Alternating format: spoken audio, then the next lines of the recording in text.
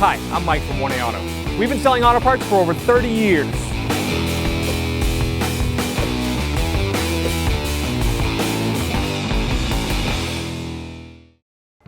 We're going to release the hood right by this footrest. Grab the lever right there and pull it out. Now we're going to pull up on the hood. The release is right here. Just push that up. Release the hood. Then you can grab the prop rod right here. Pull it up. And stick it right there. Here's your brake fluid reservoir right here. As you can see, you can check the level. The min level is right there. The max level is right there.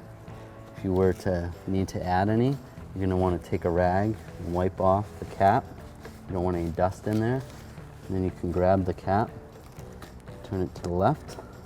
You can pull up. This vehicle requires .3 brake fluid or .4 brake fluid. You can add the brake fluid right there. And then when you're done that, you take the cap. You're going to line this little tab up over here and then push down and it'll click in place. To close the hood, we're going to pull the prop rod out, put it back in its holder, and drop the hood. Thanks for watching. Visit us at 1aauto.com for quality auto parts, fast and free shipping, and the best customer service in the industry.